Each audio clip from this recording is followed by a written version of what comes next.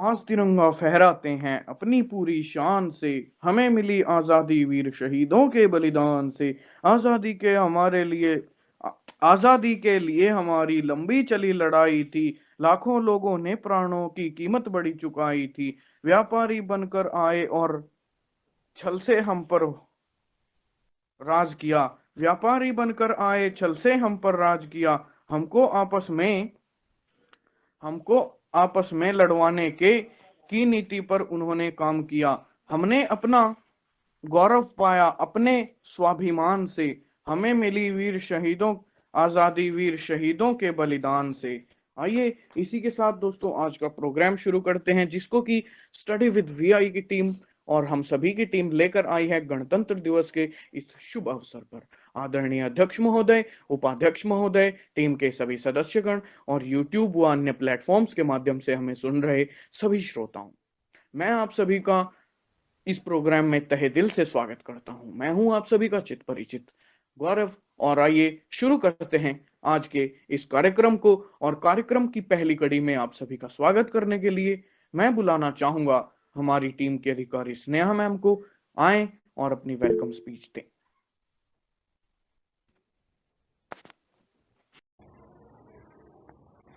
नमस्कार, स्वागत है आपका हमारी स्टडी विद बीआई टीम के साथ। जैसा कि आप सभी जानते हैं, आज 26 जनवरी के उपलक्ष्य में हम सब ही यहाँ पर उपस्थित हुए हैं।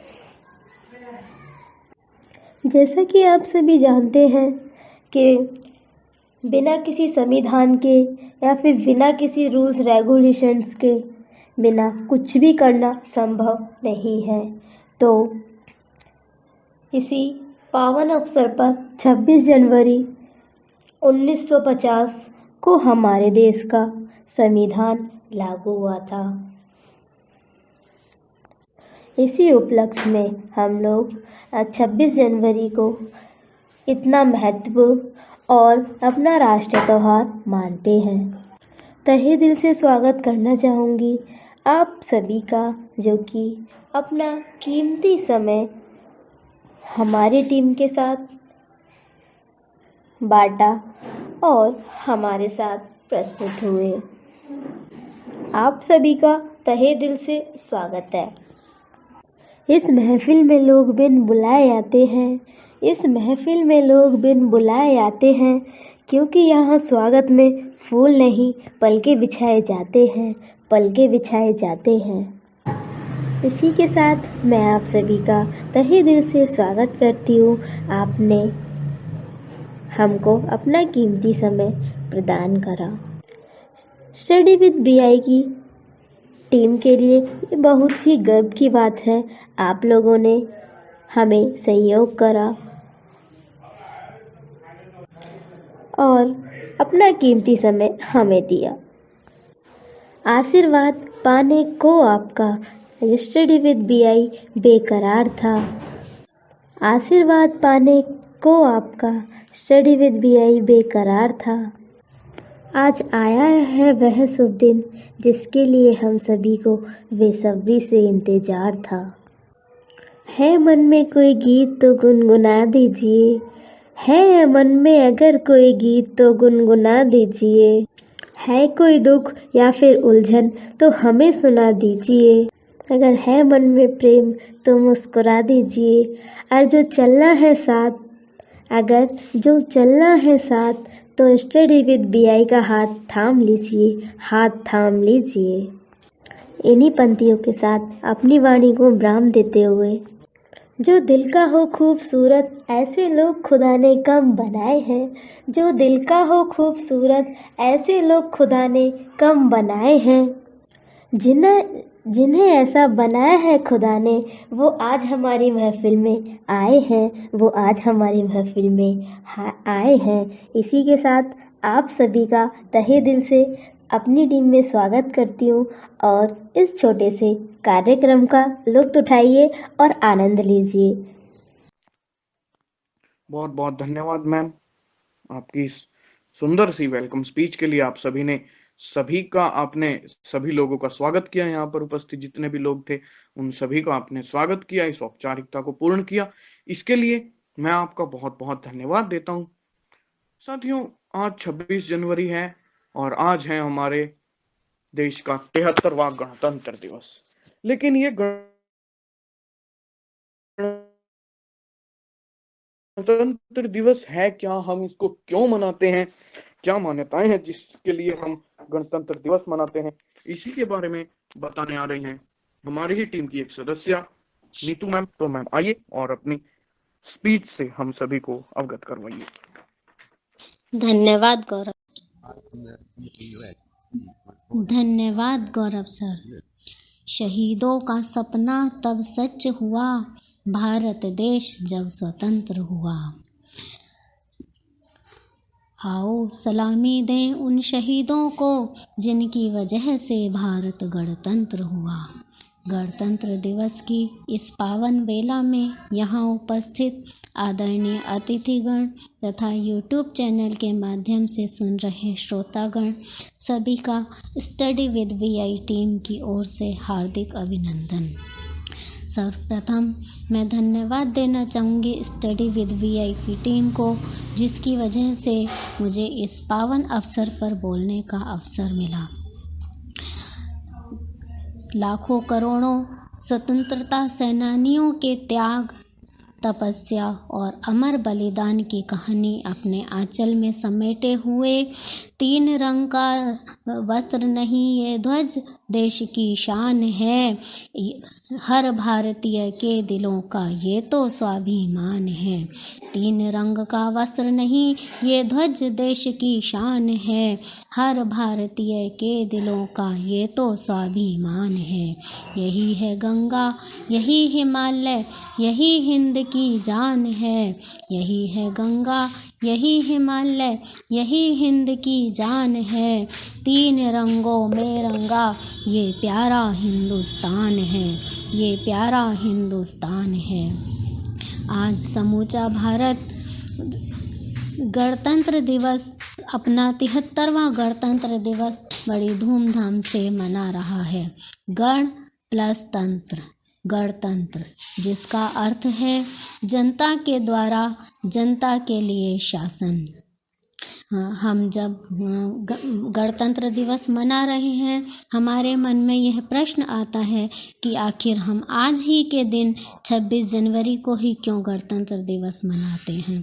तो आइए जानते हैं इसके पीछे का राज। 15 अगस्त सन 1947 को हमारा देश स्वतंत्र हुआ था। आज़ादी और बंटवारे के बाद हर हिंदुस्तानी आज़ाद भारत में चैन की सांस तो ले रहा था, परंतु उसके पास अपने कोई नियम और कानून नहीं थे।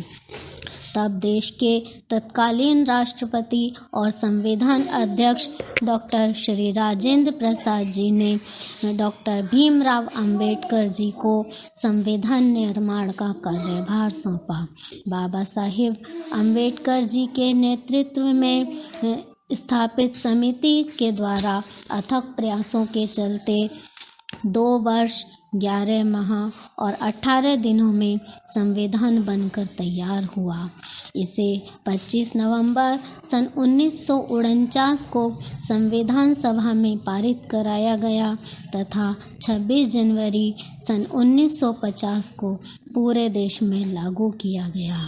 यह महान भारत का पहला विशाल और लिखित संविधान था, जिसमें 395 अनुच्छेद, 8 अनुसूचियां तथा 22 भाग थे, जो कि बाद में बढ़कर 448 अनुच्छेद, 12 अनुसूचियां तथा 25 भाग हो गए। इस संविधान ने हमें अपने हक और अधिकारों को के लिए लड़ने की ताकत तो दी ही, साथ ही इसमें हर वर्ग और जाति के लोगों को एक समान दर्जा दिया गया था। मेरी भारत माँ की मिट्टी का अंदाज निराला है, हिंदू मुस्लिम सिख ईसाई सबको आंचल में पाला है। सन 1950 से आज तक हर हिंदुस्तानी, चाहे वह किसी भी वर्ग या जाति का हो, एक झंडे के नीचे आज के दिन को एक राष्ट्रीय पर्व के रूप में मनाता आया है। परंतु हमारे लिए यह बड़े दुख की बात है कि आज़ादी के इतने वर्षों के बाद भी हम भ्रष्टाचार, अपराध और हिंसा जैसी समस्याओं से जूझ रहे हैं। अब वक्त आ गया है कि हम समाज से इन बुराइयों को दूर निकाल सके, उसी तरह जिस तरह स्वतंत्रता सेनानियों ने हमारे देश को अंग्रेजों के चंगुल से छुड़ाया था। हमें आवश्यकता है गरीबी, बेरोजगारी, असमानता तथा अशिक्षा जैसी बुराइयों को ढूंढने का और उनका हल निकालने का। उछल रही है पीर पर्वत सी पिघलनी चाहिए, उछल रही है पीर पर्वत सी पिघलनी चाहिए, इस हिमालय से कोई गंगा निकलनी चाहिए, इस हिमालय से कोई गंगा निकलनी चाहिए। महज हंगामा खड़ा करना ही मेरा मकसद नहीं, मेरी कोशिश है ये सूरत बदलनी चाहिए, ये सूरत बदलनी चाहिए। और अंत में सभी देशवासियों को इस गणतंत्र दिवस की शुभकामनाएं देते हुए स्टडी विद वीआई की टीम की ओर से इस तिरंगे झंडे के समक्ष मैं कुछ संदेश देते हुए अपनी वाणी को विराम दूंगी। दे सलामी तिरंगे को जिससे तेरी शान है, फहराते रहना हमेशा ऊंचा जब तक तुझ में जान है। जय हिंद, जय भारत।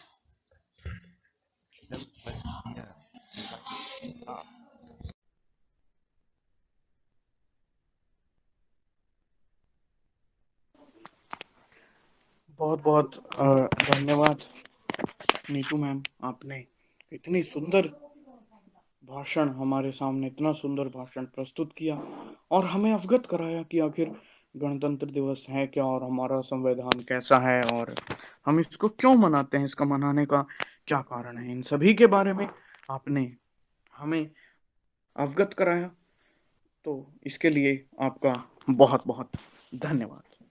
और हम आगे बढ़ें इससे पहले शहीदों को नमन करने के लिए या तिरंगे के लिए चंद लाइनें आप सभी के सामने पेश करना चाहूंगा कि मेरी जिंदगी में सरहद की कोई शाम आए, काश मेरी जिंदगी मेरे वतन के नाम आए, ना कोई है मौत का, ना दुख है मौत का, ना लालसा है जिंदगी की, ना कोई दुख है मौत का, ना लालसा है जिंदगी की, मगर जब कभी भी जिक्र हो शहीदों का, काश मेरा भी उसमें नाम आए। तो यही एक वीर की, एक शहीद की यही धारणा जब, या एक सैनिक की यही धारणा होती है जब वो फौज में जाता है देश की सेवा, एक तरीके से आपके गाने में। तो आइए प्रोग्राम की इस कड़ी को यूं ही आगे बढ़ाते हैं और मैं बुलाना चाहूंगा अपनी टीम की सदस्य सेजल मैम को। आप आए और हमें गणतंत्र दिवस और हमारे संविधान के बारे में अंग्रेजी भाषा में एक स्पीच दें और सभी को अंग्रेजी में उसके बारे में बताएं। तो मैं आमंत्रित करना चाहूंगा सेजल मैम को। Hello everyone, I am Sejal Rathod and I welcome you all on our YouTube channel Study with VI. So today I am going to deliver a speech on Republic Day. I wish you all a very happy Republic Day. I would like to express my gratitude towards all the soldiers and the freedom fighters who always lay their life for Mother India. India became Republic on 26 January 1950.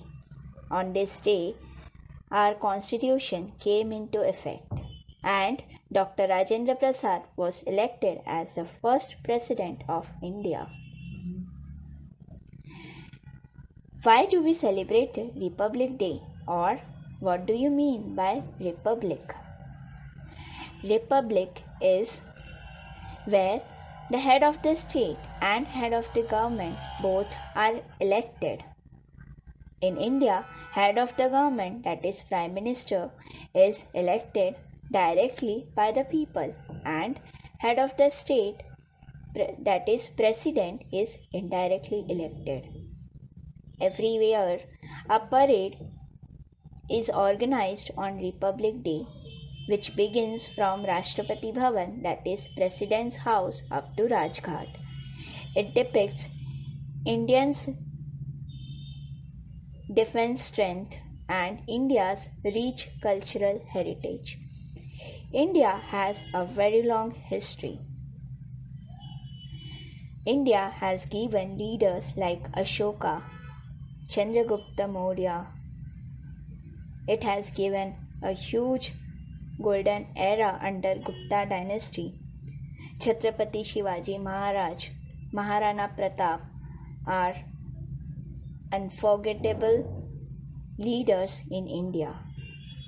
Also, without say, Bhagat Singh, Mahatma Gandhi, Lokmanya Tilak, Rani Lakshmibai, and many more who laid their lives for India's freedom struggle. Today, we can see India is very important in the world politics. It cannot be ignored. It is the most important country in South Asia. It is one of the major growing powers of the world. It is the seventh largest, richest country in the world. It is one of the fastest growing economies of the world. It is sixth largest economy according to GDP and third largest according to purchasing. It has trade and cultural relations with many other countries. It also has many military alliances and exercises with countries like USA, Russia, Canada, Japan, Australia, etc. India, in spite of not having much of Arab population, is an observer state in the Arab League. It is a member of G20, United Nations, World Trade Organization, BRICS, and many more. It was one of the founding members of United Nations and World Trade Organization. It was also a founding member of Non-Alignment Movement during Cold War. India's progress can be seen from the following. During independence, Indians' literacy rate was only 12%, which is today almost 84%. Out of which 77.70 is the male literacy rate and 70.30% is the female literacy rate. India has not just progressed in education or economically, but has also progressed military-wise and also in science and technology. India has launched many space missions and is planning to have many more in future. India's first man to reach space was Rakesh Sharma, and the first woman to reach space was Kalpana Chawla. It is one of the few countries having nuclear power.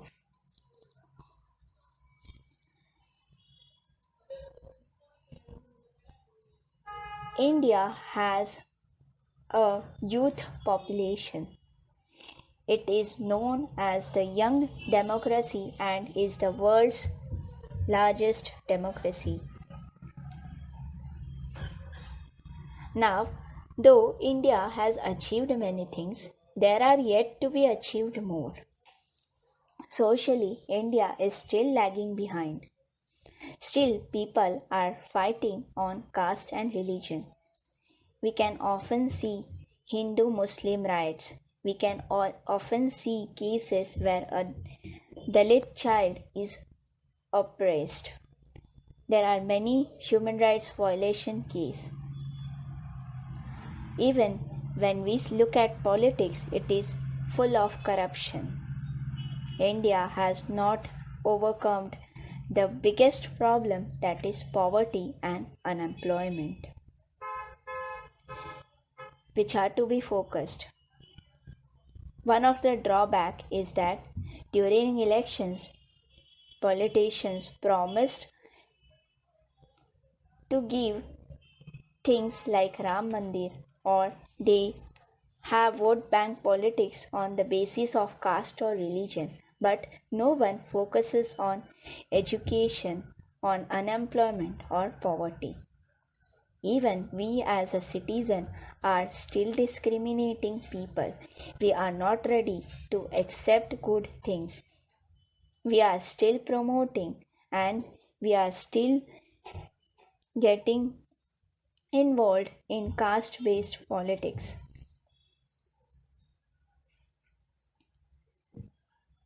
India is having a youth population, so this youth is today involved in many criminal activities, especially cyber crimes. Every day we can see that a number of cyber crimes are being committed. So, on this occasion, I would request all the youth, as we are the future of India, let's focus on the betterment of the nation. Let's forget the barriers and let's all come together, not just on Independence Day or Republic Day, but every day, and throw poverty, unemployment out of our country.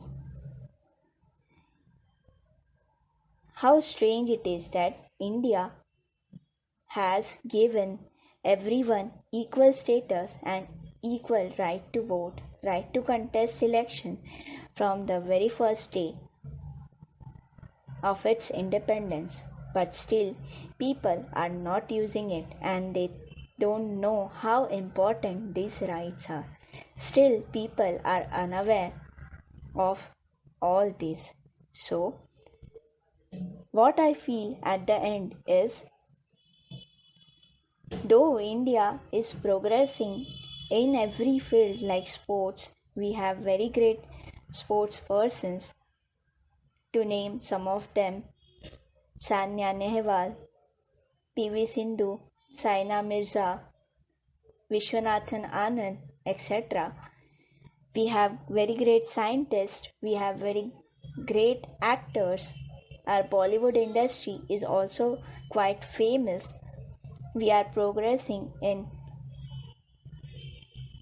economically, we are also progressing in science and technology. But are we really progressing in our social life?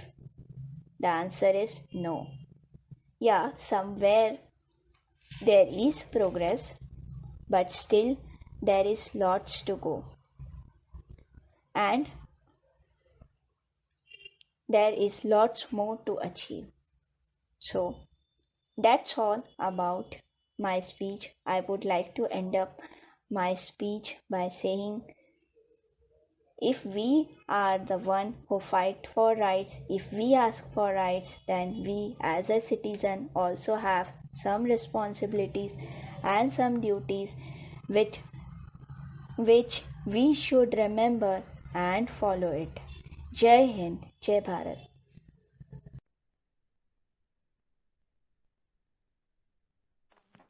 बहुत बहुत धन्यवाद ma'am, आपने हमें अवगत कराया गणतंत्र दिवस और हमारे संविधान के बारे में अंग्रेजी भाषा में। इसके लिए मैं आप सभी का बहुत बहुत धन्यवाद बहुत बहुत धन्यवाद देना चाहूँगा।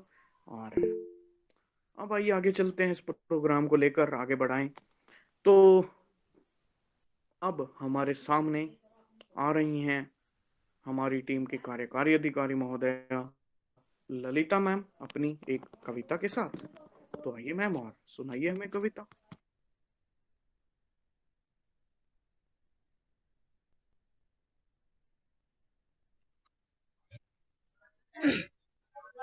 आदरणीय अध्यक्ष महोदय, उपाध्यक्ष महोदय एवं टीम के सभी सदस्यगण और सभी हमें YouTube पर या अन्य किसी भी प्लेटफॉर्म पर सुन रहे श्रोतागण, जैसा कि आप सभी जानते हैं, आज है गणतंत्र दिवस और इस शुभ अवसर पर मैं लेकर के आई हूँ आप सभी के समक्ष एक छोटी सी कविता। कविता का शीर्षक है आजादी के दीवाने।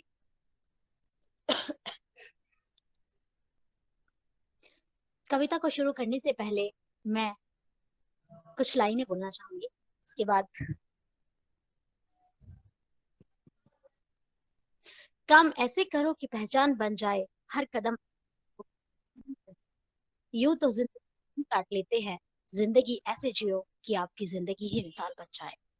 तो चलिए शुरू करते हैं हमारी आज की कविता। बिगुल बज गया आजादी का, हर मजदूर किसान जगा, धरती जागी अंबर जागा, सारा हिंदुस्तान जगा। धरती अपनी शासन अपना, एक यही बस नारा था, पराधीनता के हर दुख से पाना तब छुटकारा था। बापू ने जो अलख जगाई, गूंज उठी वह घर घर में, राजस्थान नहीं था पीछे कुर्बानी की घड़ियों में। देश प्रेम कसमसा रहा था उन फौलादी हथकड़ियों में, वीर विजय सिंह अर्जुन सेठी, बंधु भारत से सेनानी, गुरु गोविंद तेजावत वर्मा, बिस्सा गोपा और उस्मानी। आजादी के दीवानों के नाम कहाँ तक तुम्हें गिनाए, शीश दे दिए जिन लोगों ने, आज उन्हें हम शीश नवाएं। Thank you.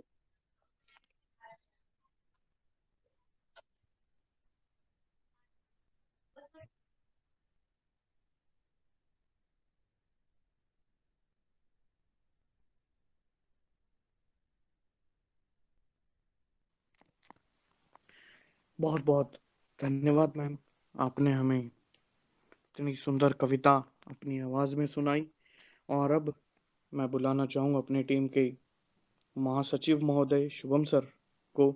आप मंच पर आएं और हमें कुछ बताएं अपनी टीम के बारे में। जैसे हमारी टीम है, इसका उद्देश्य क्या है, इसका संविधान क्या कहता है, और ये टीम का जो मेन मकसद है वो क्या है, क्या करने के लिए इस टीम को हमने बनाया है, ऐसा कुछ। और वीर शहीदों के लिए या गणतंत्र दिवस पर भी हम आपके विचारों को सुनने के लिए आतुर हैं। तो शुभम सर आए और अपनी स्पीच हमारे सामने पेश करें।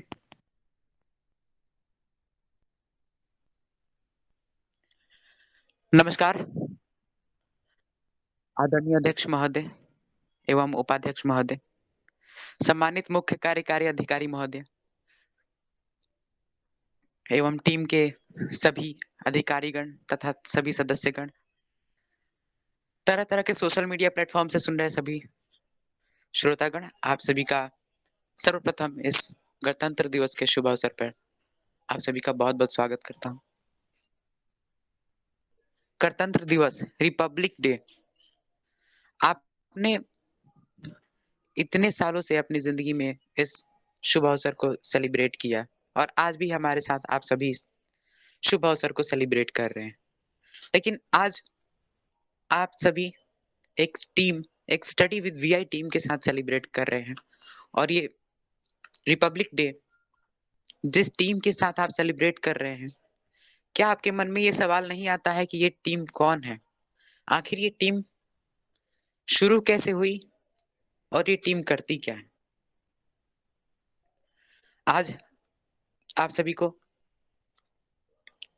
मैं अपनी टीम के बारे में कुछ बातें बताना चाहूंगा। स्टडी विद वीआई, जैसा कि आप सभी को नाम से पता चल रहा है, स्टडी विद वीआई,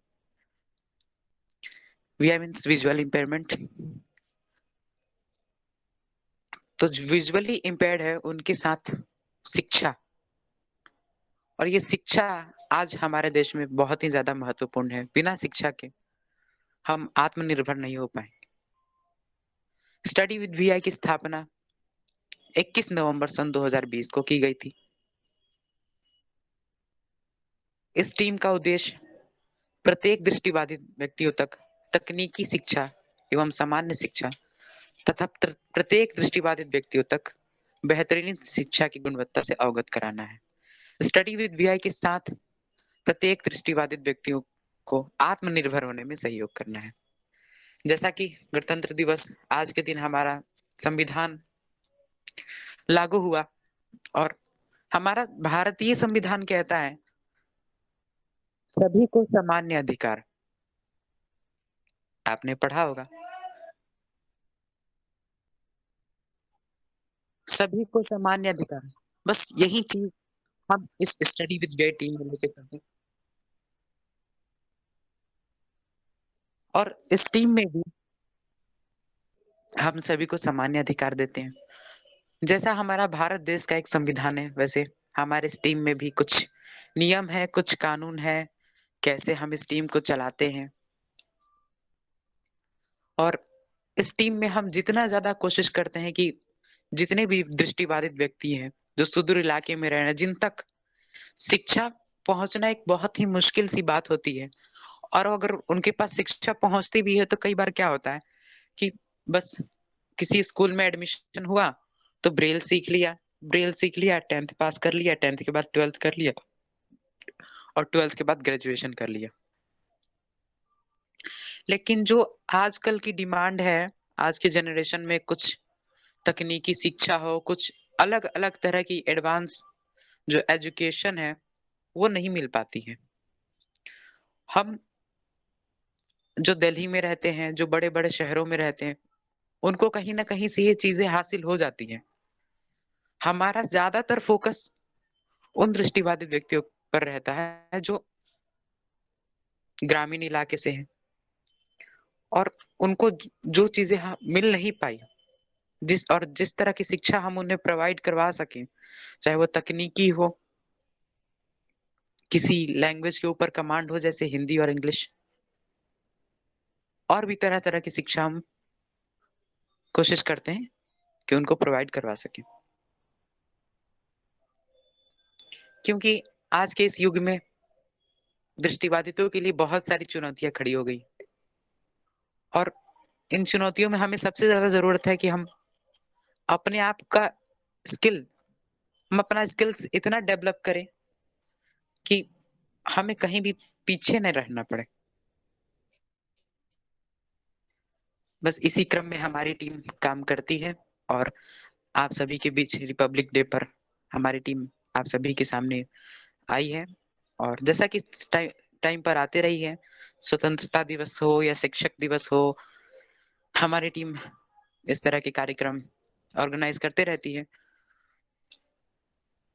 और यदि आप में से कोई भी हमारी टीम के साथ जुड़ना चाहे, हमारी टीम के साथ अपना योगदान देना चाहे, दृष्टिबाधित व्यक्तियों के लिए अपना सेवा प्रदान करना चाहे, तो जिस भी माध्यम से आप हमें सुन पा रहे हो, चाहे वो फेसबुक हो, यूट्यूब हो, टेलीग्राम हो, व्हाट्सएप हो, आप जहाँ से भी इस प्रोग्राम को प्राप्त करेंगे, आप सेम नंबर पे कॉन्टैक्ट करिए, सेम आईडी पर कॉन्टैक्ट करिए। अगर आप यूट्यूब से सुन रहे हैं तो हमें कमेंट करिए। डिस्क्रिप्शंस में नंबर होते हैं, नंबर पे कॉन्टैक्ट करिए। अबाउट पेज में नंबर्स होंगे, उन पे कॉन्टैक्ट करिए और कॉन्टैक्ट करने के बाद आप हमारी टीम के बारे में और विस्तृत जानकारी ले सकते हैं। तो अंत में मैं तमाम उन शहीदों को शत-शत नमन करते हुए अपनी वाणी को विराम देता हूँ। धन्यवाद।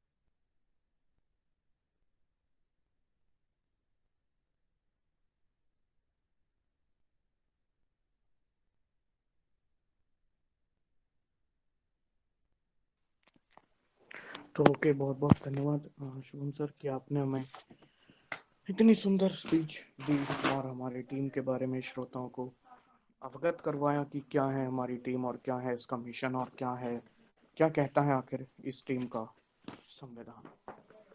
तो आइए अब हम इस प्रोग्राम को, इस कड़ी को और भी आगे बढ़ाते हैं और चलते हैं अगले आइटम की तरफ। अगला आइटम में आप सभी के साथ मैं ही बना रहूंगा। तो आज मैं आपको सुनाऊंगा एक कविता, चंद्रशेखर आजाद, जिसके राइटर वैसे तो हरिओम पवार हैं, लेकिन जो अंतिम कुछ लाइनें होंगी वो इसमें मेरी तरफ से होंगी। तो आइए आनंद लेते हैं इस कविता का। मन तो मेरा भी करता है झूमूं नाचूं गाऊं मैं, आजादी की सौगातों पर सौ सौ गीत सुनाऊं मैं, मगर शबनम जैसा वातावरण कहाँ से लाऊं मैं, मेघ मलारों जैसा अंतःकरण कहाँ से लाऊं मैं दामन में दर्द तुम्हारे अपने लेकर बैठा हूँ, आजादी के टूटे फूटे सपने लेकर बैठा हूँ, दाग भारत माता को जिसने गहरे दे रखे हैं, उन लोगों को जेल सुरक्षा के पहरे दे रखे हैं, उन लोगों को जेल सुरक्षा के पहरे दे रखे हैं, वो भारत को बर्बादी की हद तक लाने वाले हैं, वो ही स्वर्ण जयंती का पैगाम सुनाने वाले हैं, आजादी लाने वालों का तिरस्कार तड़पाता है, बलिदानी आजादी लाने वालों का तिरस्कार तड़पाता है, बलिदानी पत्थर पर थूका बार बार तड़पाता है, इनकलाब की बलवेदी पर जिसने गौरव इनकलाब की बलवेदी भी जिससे गौरव पाती है, इनकलाब की बलवेदी भी जिससे पाती है, आजादी के उस शेखर को भी गाली दी जाती है, आजादी में उस शेखर को भी गाली दी जाती है, मैं दिनकर की परंपरा का चारण हूँ, गुलशन की परंपरा का अल्प उदाहरण हूँ, मैं दिनकर की परंपरा का चारण हूँ, गुलशन की भी परंपरा का उदाहरण हूँ, इसीलिए मैं दरबारों में गीत नहीं गा सकता हूँ, मैं पीड़ा की चीखों में संगीत नहीं ला सकता हूँ, मैं पीड़ा की चीखों में संगीत नहीं ला हूँ, इससे बढ़कर और शर्म की बात यहाँ इससे बढ़कर और शर्म की बात कहाँ हो सकती है, आजादी के मतवालों पर घात नहीं हो सकती थी, कोई बलिदानी शेखर को आतंकी कह जाता है, पत्थर पर से नाम हटाकर कुर्सी पर रह जाता है, पत्थर पर से नाम हटाकर कुर्सी पर रह जाता है, गाली की भी कोई सीमा है, कोई मर्यादा है, ये घटना तो देशद्रोह की परिभाषा से ज्यादा है, मेरी आंखों में पानी मेरी आंखों में पानी और सीने में चिंगारी है, आंखों में पानी और सीने में चिंगारी है, राजनीति में कुर्बानी के दिल पर ठोकर मारी है, राजनीति ने कुर्बानी के दिल पर ठोकर मारी है, सरहद वतन पुराने चुप थे, कोई कहीं नहीं बोला, लेकिन कोई ये ना समझे, कोई खून नहीं खोला, सुनकर बलिदानी बेटों के सीना डोल गया होगा, मंगल पांडे भी शोणित की भाषा बोल गया होगा, सुनकर हिंद महासागर की लहरें तड़प गई होंगी, सुनकर हिंद महासागर की लहरें तड़प गई होंगी, शायद बिस्मिल की गजलों के पहरे तड़प गए होंगे, शायद बिस्मिल की गजलों के पहरे तड़प गई होंगी, नील गगन के अंदर कोई तारा टूट गया होगा, अस्पाक अशफाकुल्लाह की आंखों में लावा फूट गया होगा, भारत ऊपर मरने वाला टोला भी रोया होगा, इनकलाब में रंगा हुआ बसंती चोला भी रोया होगा, इनकलाब में रंगा बसंती चोला भी रोया होगा, मैं इन सब बातों की आपको याद दिलाने आया हूँ, मैं इन सब बातों की आपको याद दिलाने आया हूँ, मैं कुर्बानी के ऊपर कोई गीत सुनाने आया हूँ, मैं कुर्बानी के ऊपर कोई गीत सुनाने आया हूँ, वीर शहीदों की गाथा मैं आज आपको सुनाता हूँ, वीर शहीदों की गाथा मैं आज आपको सुनाता हूँ, कैसे उन्होंने कुर्बानी दी बात आपको सुनाता हूँ, कैसे उन्होंने कुर्बानी दी बात आपको सुनाता हूँ, चंद्रशेखर जैसा योद्धा बार बार नहीं मिलता, चंद्रशेखर जैसा योद्धा बार बार नहीं मिलता, आजादी को लड़ने वाला बार बार नहीं मिलता, आजादी के लिए लड़ने वाला बार बार नहीं मिलता, मैं ऐसे योद्धा को नित नित बार बार मैं ऐसे योद्धा को नित नित शीश झुकाता हूँ, मैं ऐसे योद्धा को नित नित शीश झुकाता हूँ, मैं ऐसे योद्धा को बार बार प्रणाम करता हूँ, मैं ऐसे योद्धा को बार बार प्रणाम करता हूँ। तो ये थी मेरी कविता और आशा है आप सभी को पसंद आई होगी। जैसी भी थोड़ी बहुत मैंने आपको सुनाई तो आपको अच्छी लगी होगी, ऐसी आशा करता हूँ आप सभी से। और आइए अब चलते हैं हम इस प्रोग्राम को आगे लेकर। अब आएंगे आप सभी के सामने हमारी टीम के अध्यक्ष महोदय अमित सर, और आपको बताएंगे स्वतंत्रता सेनानियों के बारे में और गणतंत्र दिवस के बारे में और भी कुछ बातें, जिसके आपको जो जानकारी मिलेगी उससे आप काफी लाभान्वित भी होंगे। तो आइए सुनते हैं अंत में अमित सर का भाषण। आइए sir.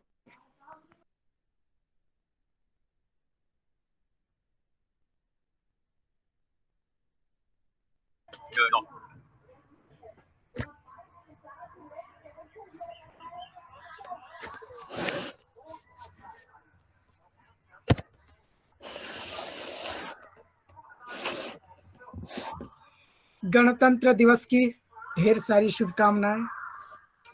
Study with VI team की ओर से भारत के समस्त नागरिकों, माताओं एवं बहनों, भाइयों और युवा देशवासियों, स्टडी विद वीआई टीम की ओर से गणतंत्र दिवस की ढेर सारी शुभकामनाएं। आदरणीय उपाध्यक्ष महोदय, स्टडी विद वीआई मुख्य कार्यकारी अधिकारी महोदय,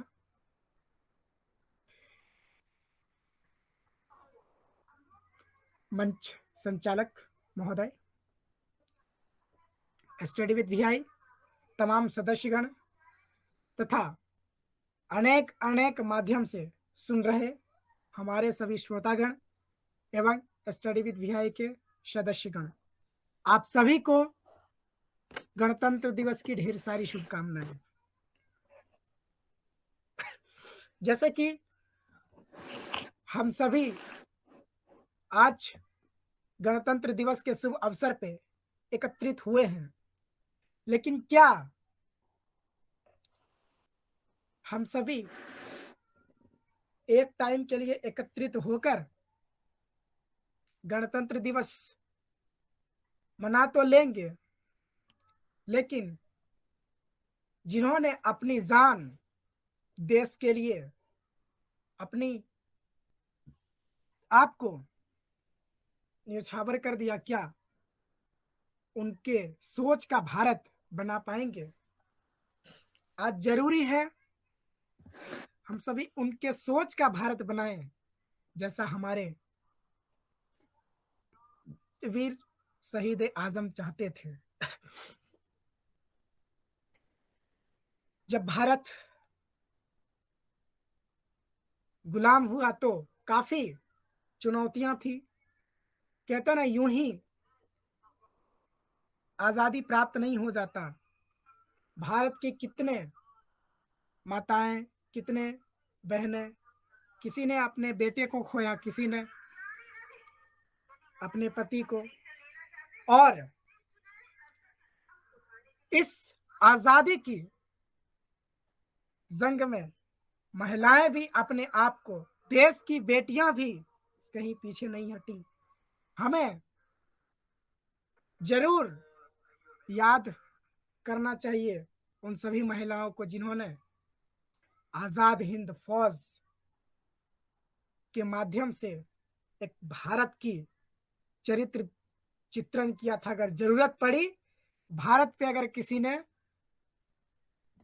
टेढ़ी नजर करके देखा, तो चाहे वो भारत की महिलाएं हो, बेटियां हो, युवा हो, कोई भी हो, वो शांत नहीं रहेंगे। हम सभी जब याद करते हैं 1919 जालियाबाग हत्याकांड, 1857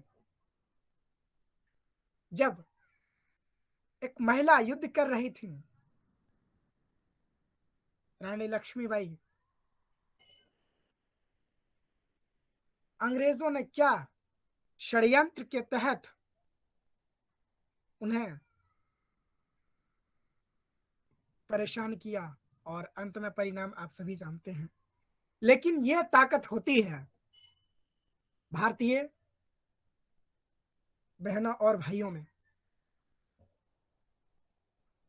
कहते हैं ना, भारत माँ ने हम सभी को एक ही चीज सिखाई है, सर कटा सकते मगर सर झुका सकते नहीं। जैसे कि आप सभी जानते हैं, आजादी कितनी मुश्किल वक्त से और कितनी कठिनाइयों से हम सभी को मिला है, और आजादी के पश्चात जरूरत होती है शासन व्यवस्था चलाने की, क्योंकि आप भारत जैसे देश में रह रहे हैं और शासन व्यवस्था ना हो तो फिर भारत जैसे देश जहाँ पे विभिन्न धर्म, विभिन्न वेश, विभिन्न भाषा जैसे विभिन्न संस्कृति जैसे नागरिक हो, तो फिर बिना शासन के नियंत्रण करना संभव नहीं हो जाता। तो 15 अगस्त 1947 को हमें आजादी मिल गई, लेकिन आज भारत के जिस संविधान के तहत हम सभी आजादी से प्रोग्राम करते हैं, घूमते हैं, पढ़ाई करते हैं, आज उस संविधान के बारे में थोड़ी सी बातें करेंगे।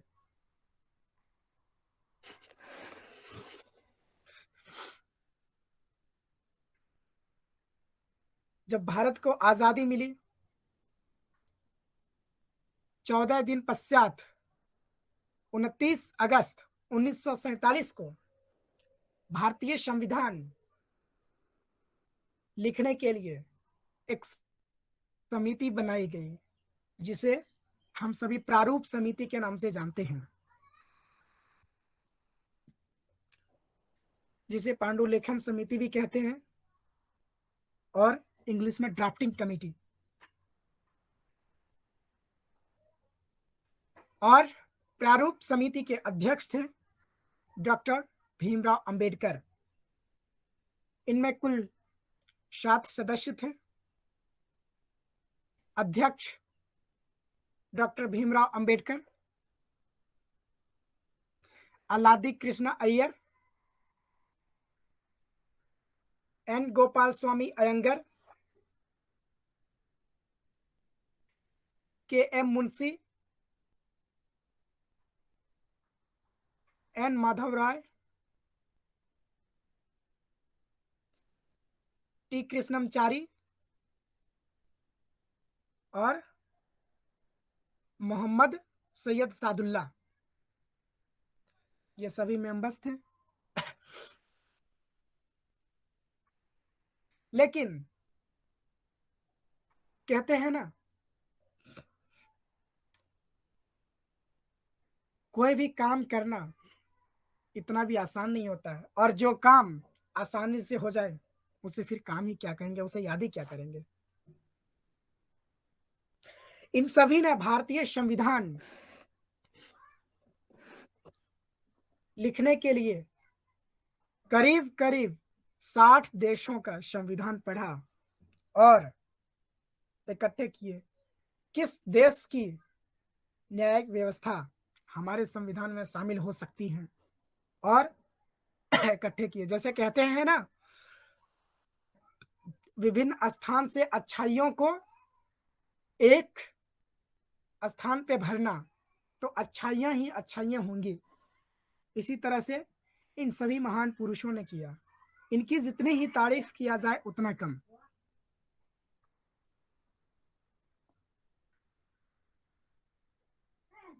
प्रारूप समिति के द्वारा संविधान लिखना तो प्रारंभ हुआ, लेकिन इनके प्रारूप, भारतीय संविधान की ब्लूप्रिंट तैयार किया गया था बी.एन. रॉय के द्वारा, जो भारतीय संविधान सभा के सलाहकार थे।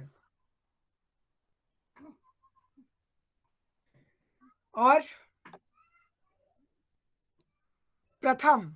फर्स्ट टाइम भारतीय जनता के सामने प्रकाशित की गई थी। भारतीय संविधान की प्रारूप फरवरी 1948 में। इसके बाद दूसरी बार आई अक्टूबर में। सेकेंड टाइम जब प्रारूप समिति के द्वारा भारतीय संविधान तैयार किया गया तो सभी के समक्ष भारतीय संविधान सभा में पेश किया गया अक्टूबर में। क्योंकि फरवरी 1948 में पेश किया गया फर्स्ट टाइम और द्वितीय बार अक्टूबर 1948 में। इसके दौरान भारतीय संविधान लिखने वाले प्रारूप समिति के द्वारा 141 बैठकें की गई। जी हाँ, 141 बैठकें, तब जाकर फाइनली अक्टूबर में भारतीय संविधान सभा के समक्ष भारतीय संविधान रखा गया कि इस तरह से हमारा प्रारूप होगा, इस तरह से हमारा संविधान होगा। लेकिन कुछ दिनों बाद थर्ड टाइम 4 नवंबर को कुछ संशोधन के बाद फिर से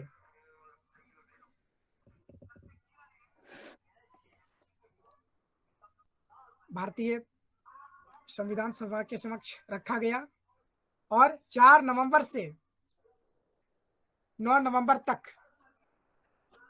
ये प्रक्रियाएं चली।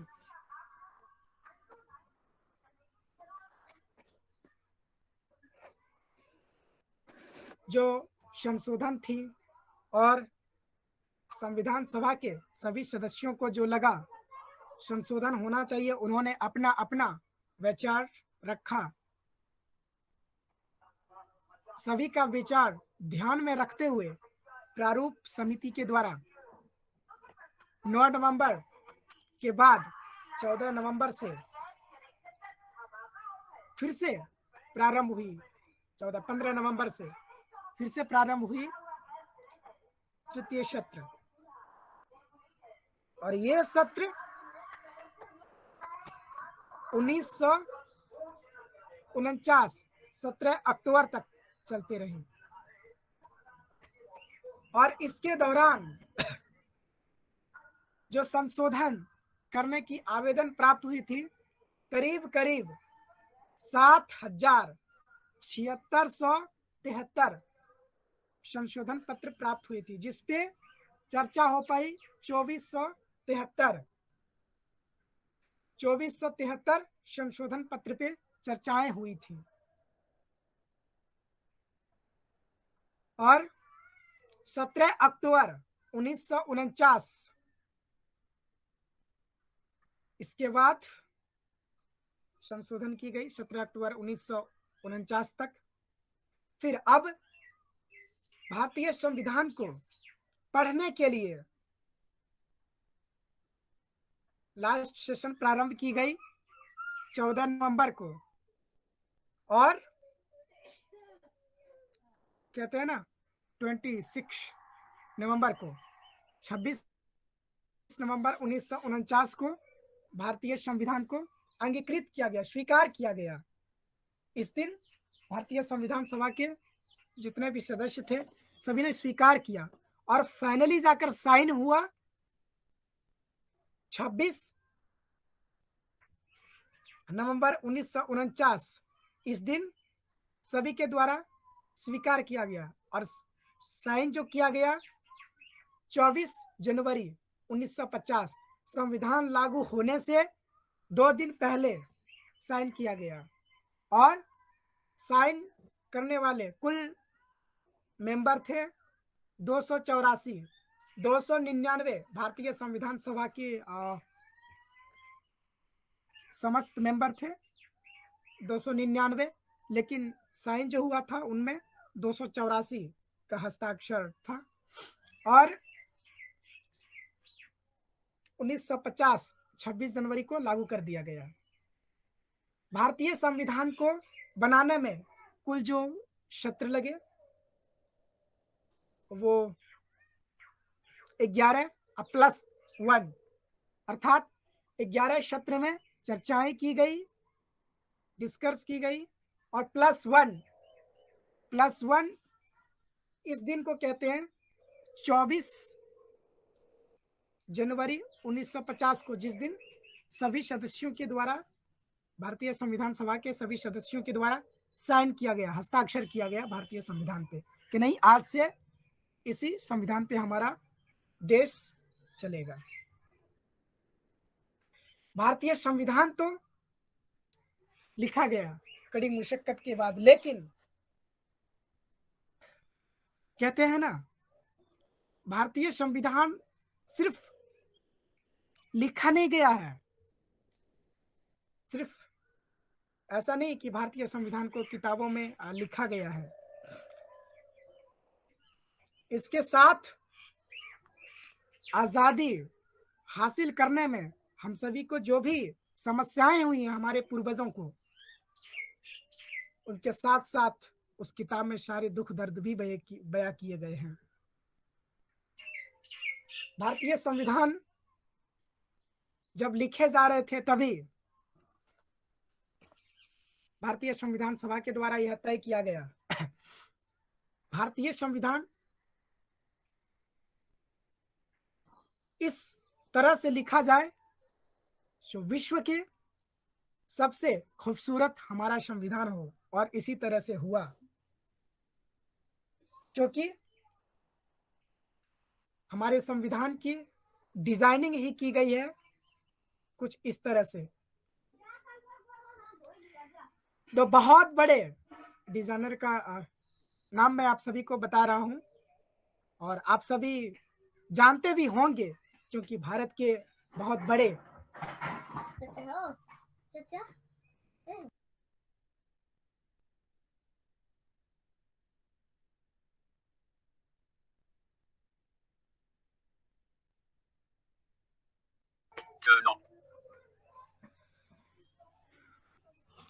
एक थे नंदलाल बोस, जी हाँ आपने सही सुना, नंदलाल बोस और प्रेम बिहारी नारायण रायजादा। ये दोनों, प्रेम बिहारी नारायण रायजादा, इनका नाम आप देखेंगे तो भारतीय संविधान के किताब के सभी पन्ने के आखिरी पैराग्राफ में इनका नाम होगा सबसे नीचे, प्रेम बिहारी नारायण रायजादा और नंदलाल बोस। इन्होंने भारतीय संविधान को इटैलिक, रनिंग इटैलिक ग्राफ में लिखा है, सजाया है, रूपांतरित किया है इटैलिक स्टाइल में, ताकि हमारे संविधान सिर्फ अक्षरों में ना हो, इनके साथ वो चित्र भी दर्शाए गए हैं जो हमें आजादी हासिल करने में कठिनाइयां हुई हैं। तो इतनी समस्याएं हुई हैं हम सभी को, हमारे पूर्वजों को। आज जो स्थितियां हैं, हम सभी को विभिन्न प्रकार की चुनौतियों का सामना करना पड़ेगा, और भारत एक युवाओं का देश है, इसीलिए आज अशिक्षा, बेरोजगारी और विभिन्न प्रकार के मुद्दे हम सभी के सामने आते हैं। क्यों? यदि सब एकजुट होकर भारत की भविष्य के लिए कार्य करें तो अवश्य किसी न किसी माध्यम से हम सभी इस समस्याओं को दूर कर सकते हैं। जो हमारे पूर्वजों के द्वारा सपना देखे गए थे। आजाद भारत का अर्थ क्या होता है? आजाद भारत का अर्थ यह नहीं कि सिर्फ भारत आजाद हो, सिर्फ सत्ता परिवर्तन हो। पहले सत्ताएं ब्रिटेन के द्वारा चलाई जाती हैं और अब भारतीय सरकार के द्वारा चलाई जा रही हैं। सिर्फ इतना ही नहीं, आजाद भारत का अर्थ होता है भारत में कोई भी परिवार भूखा न रहे। भारत की बेटियां, युवा कहीं दर दर की ठोकरें ना खाएं, सभी भारतवासी अशिक्षित ना हो। आज हम सभी को ऐसी ऐसी समस्याएं हैं जो कि बिल्कुल सोचने के लिए मजबूर कर देती है। हम सभी कैसे कर सकते हैं ये? सिर्फ गणतंत्र दिवस मनाकर ही पूरा नहीं किया जा सकता है। हम सभी को रोज प्रत्येक दिन इस क्षेत्र में कार्य करना होगा और ये तभी कर सकते हैं हम सभी के लिए जो मुख्य साधन है वो है शिक्षा, शिक्षा और शिक्षा। क्योंकि भारतीय संविधान के अनुसार ही आज जिस संविधान के लिए हम सभी प्रोग्राम कर रहे हैं, जिस संविधान की व्याख्या कर रहे हैं, इसी संविधान को सदुपयोग करते हुए आज भारत को एक शिक्षित और विश्व गुरु और विश्व शिक्षित देश बना सकते हैं। और इसके लिए जरूरत है सभी को शिक्षित होना और सभी को दृढ़ संकल्प होना, तभी हम सभी ऐसा कार्य कर सकते हैं, अन्यथा यह कतई संभव नहीं है। आप सभी जानते हैं कठिनाइयां आएंगी और जो कठिनाइयों का सामना ना करे फिर वो कठिनाइयां ही कैसा, वो संघर्ष ही कैसा। विश्व में सबसे खूबसूरत अपना भारत का संविधान है, लेकिन हर चीज की दो पहलू होती है, एक निगेटिव एक पॉजिटिव। और भारतीय संविधान जो हम सभी को एकता के सूत्रों में बंधे रखती है, चाहे वो विभिन्न धर्मों के हो, विभिन्न संस्कृति के हो, विभिन्न वेश भाषा वाले हो, लेकिन आज इसे सभी को अध्ययन करना चाहिए भारतीय संविधान को, और इसी के माध्यम से हम सभी भारत की बेहतरी के लिए भारत की भविष्य को संवार सकते हैं। क्योंकि संविधान तो बनाई गई है और हमारे पूर्वजों के द्वारा जो सपने देखे गए हैं वो पूरा सिर्फ संविधान को पढ़कर नहीं किया जा सकता है। संविधान को पढ़ते हुए, अध्ययन करते हुए हमें सदुपयोग करने की जरूरत है। जब तक आप किसी भी चीज का सदुपयोग नहीं करेंगे तब तक वो कितना भी अच्छा क्यों ना हो उसे आप निरर्थक समझेंगे। लेकिन हम सभी बहुत खुशनसीबी हैं कि भारत के पास ऐसा संविधान है और भारत जैसे महान देश के हम सब निवासी हैं, हम सब युवा हैं और हम सब भारत जैसे महान देश के भविष्य हैं। तो एकता के सूत्रों में बंधकर भारत के लिए कुछ ऐसा कर जाएं जो हमारे पूर्वजों ने सपने देखे थे और आज भारत को एक आत्मनिर्भर आजाद भारत बनाए। इसी चंद शब्दों के साथ मैं अपनी वाणी को विराम देना चाहूंगा। धन्यवाद, शुक्रिया।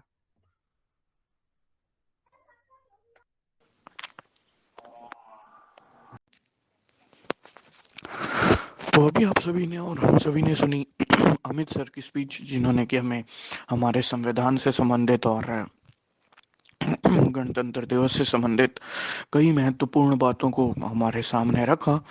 और अब हम पहुंच चुके हैं इस प्रोग्राम के अंतिम पड़ाव पर, और औपचारिक रूप से अब इसको समाप्ति की घोषणा हम अभी करने वाले हैं।